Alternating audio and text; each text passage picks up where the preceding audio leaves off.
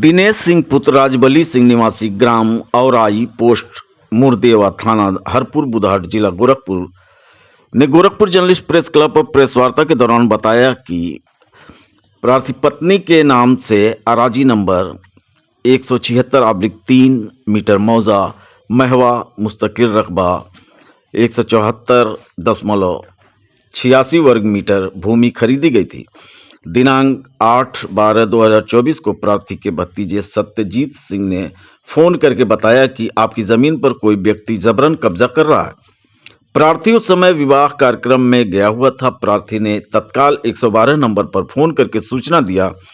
Police मौके पर आई और अवैध कब्जा करने वाले संतोष कुमार राठौर पुत्र स्वर्गीय नरसिंह राठौर निवासी करीमनगर थाना चिलुआताल जनपद गोरखपुर को निर्माण करने से रोका और समझा बुझाकर चली गई। पुलिस के जाने के उपरांत पुनः संतोष कुमार राठौर जबरन कब्जा करने के नियत से निर्माण कराना प्रारंभ कर दिया।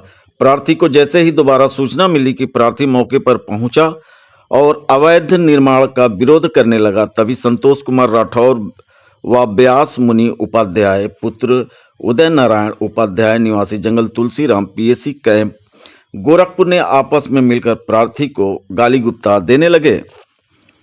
प्रार्थी ने गाली देने से मना किया तो व्यास मुनि उपाध्याय ने कहा कि कब्जा होकर जमीन है राजीव नगर, वहीं हमारे और संतोष कुमार राठौर की दोनों लोगों की ज़मीन है।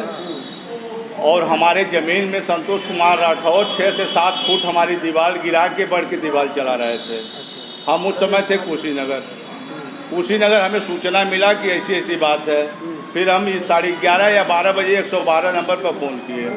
112 नंबर पर फ़ोन करने के बाद 112 नंबर आई, उसको समझा बुझा के 112 नंबर को भेज दिए। 112 नंबर चला गया। फिर ये हुआ कि दीवार चल रही है, जो है रुकी नहीं है। तो हम वहाँ से चले तो लगभग 2:45 या 3 बजे हम आ गए यहाँ। जब मौके पर हम वहाँ चौंके तो दीवार पे व्यास मुनि बैठे थे प्रॉपर्टी डीलर, और संतोष कुमार मोटरसाइकिल पे बैठे थे। तो हम जाके मना किए। मना करने के बाद हमारे इनको तू में हुआ। तो व्यास मुनि तुरंत दीवार से उठे और बोले, बाबू साहब क्या देख रहे हैं राठौर जी, संतोष कुमार राठौर को निकालिए पिस्टल। यही फिक्र किया है जाते जो है। उसके बाद ये पिस्टल निकाले, हमारे ऊपर फायर कर दिए। हम किसी तरह के से मैंने बच गए। वहाँ के लोग जो थे, उसके एक गोली चली तो वहाँ के लोग जो थे टूट पड़े। जब टूट पड़े तो इनकी पिस्टल हम लोग छीन लिए। छीन के पिस्टल फिर हम 112 नंबर पर फ़ोन किए कि हमारे ऊपर फायरिंग हो गई है। संतोष कुमार राठौर हमारे ऊपर फायर कर दिए हैं। कौन है संतोष कुमार? संतोष कुमार राठौर ये लेखपाल है बांसगांव के। अच्छा।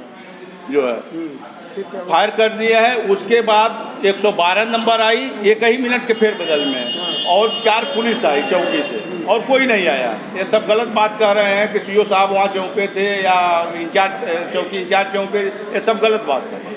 वही खोखा निकाला गया। एक तीसरा आदमी, उसका जो है नाम मनोज था, इन्हीं का मित्र था, चौकी में बैठा था संतोष कुमार राठौर का। वही पिस्टल से निकाला। वहाँ 50 लोग थे, हम अकेले नहीं थे, वहाँ 50 लोग थे। वही खोखा भी गिरा। लेकिन जब वहाँ से पकड़ के लेके आए चौकी में, फिर तो 5 मिनट बाद सीओ साहब आ गए। सबका नाम आरोपी गिरफ्तार हो गया। अब आप चाहते क्या, ये बताइए? हम यही चाहते हैं कि हमारे साथ न्याय हो कि फायरिंग मेरे ऊपर हुई है। हाँ, हमारे ऊपर हुई है, 101% हुई है, हमारे ऊपर फायरिंग हुई है। तो अब क्या, अन्यथा हम मारे जाएंगे। उसके बाद तब ये साबित होगा कि हम मर गए, यहाँ फायरिंग हुई थी हमारे ऊपर। धमकी भी मिल रही है आपको? धमकी परसों रात को 10:04 पर ये संतोष कुमार राठौर फिर हमारे पास फ़ोन किए थे, धमका रहे थे हमको कि साले बीच से हट जाओ, न मार दिए जाओगे। कुछ कर नहीं पाए, कुछ कर पाए तुम? मैं फायरिंग किया, कुछ कर पाए तुम? 151 तुम्हारे साथ लगा, पिस्टल लहराते तुम्हारे साथ लहराते भी नहीं दिखाया गया है।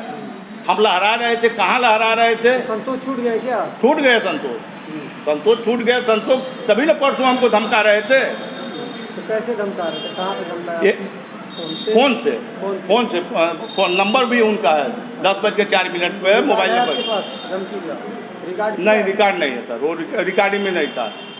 जो रिकॉर्डिंग में है वो तो रिकॉर्डिंग में दिखाए, हम कप्तान तो कप्तान सर नहीं मान रहे हैं उसको। पिस्टल आखिर में उनकी पिस्टल हमारे हाथ में आई कैसे?